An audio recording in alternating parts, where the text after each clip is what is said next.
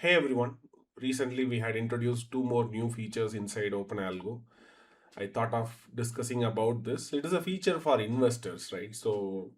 Ideally, OpenAlgo now traders, algorithmic traders, they use primarily, but also option traders as well. They use OpenAlgo as an option trading platform. One of my thought process is like, why not build OpenAlgo for investors also, so that investors can make the most out of it. So it's a very tiny experiment that I started with. So this time we've been introducing two more new features. Let's go and look into that. What exactly it is.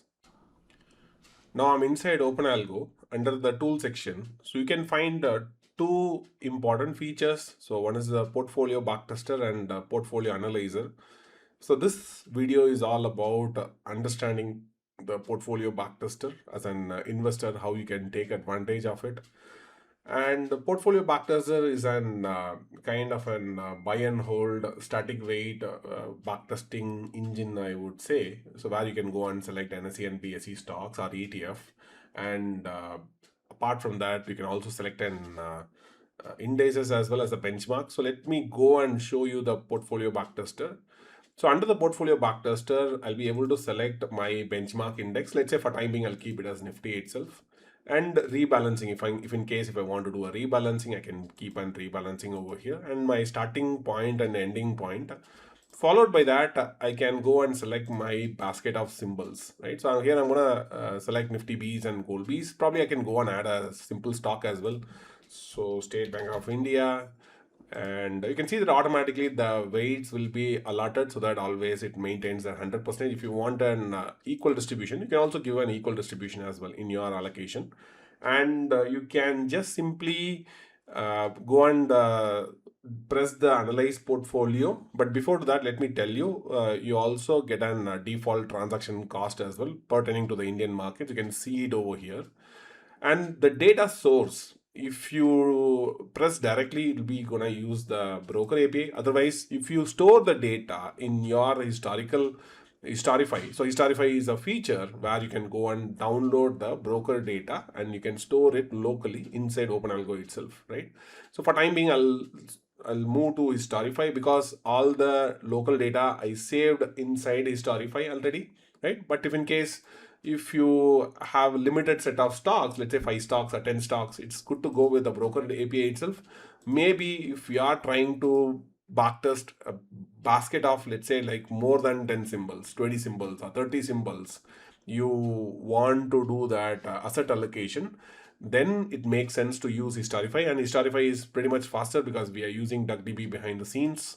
So I'm going to press the analyze portfolio, right? So and that will be getting me the complete backtesting report, right? This backtesting report involves a lot of things. It involves the cumulative returns, performance stats, and itemized per symbol PNL, like each and every symbol PNL, how much it had done for the last 5 years or whatever the years that you are trying to backtest. And you also get some correlation heat map as well. And you can go through the drawdown returns. So returns in the sense very similar to what in OpenStatz we used. In fact, we are using OpenStatz to generate these metrics. So we have this early stats, monthly returns, weekly returns, in fact, and followed by that return quartiles. So followed by that, I can also able to see like year on year my portfolio, how much it is making, and comparatively Nifty, how much it had made, right? So, and you also get an average line as well. So followed by that, you get a lot of rolling stats, right? So rolling Sharpe ratio, rolling volatility, and all those things. You can also compare between if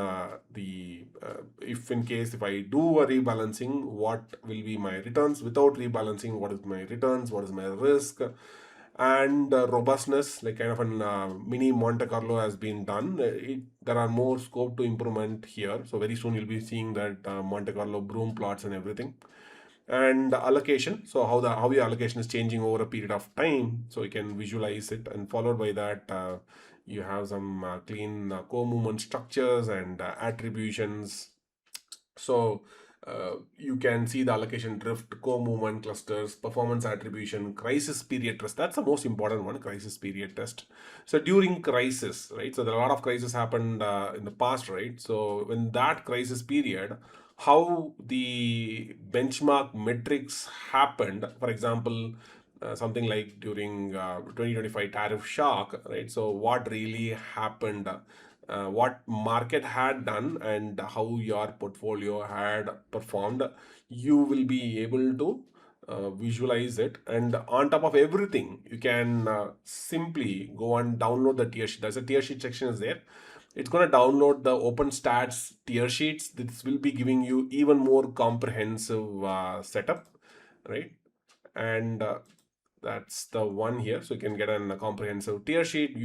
If you are familiar about OpenStats, then you may not get surprised with these tier sheets. It's a comprehensive tier sheets. And the best part is, if you are a beginner to backtester, then you don't need to worry about it. So if you go to the performance stats has been designed in such a way like it is easy for you to interpret. Maybe even if you're a beginner, you have no idea about what is an CAGR or Sharpe ratio or max drawdown or alpha or Sortino ratio or volatility or whatever the details which majority of the investors they look into that. You can very clearly understand what is happening over here. Apart from that, you get a comprehensive backtesting metrics as well. Even if you want super comprehensive metrics, still you can refer the tier sheet. The tier sheet will be downloaded locally in a HTML format, and then you can go and check the performance metrics, monthly returns, distribution metrics, and other metrics, complete detailed metrics between your portfolio. Your portfolio and your benchmark. You can clearly go and refer those things, right? I guess this explains what the portfolio backtester is all about. Probably in the next video, we'll learn what that portfolio analyzer means, right? Until then, see you. Bye bye. Thank you.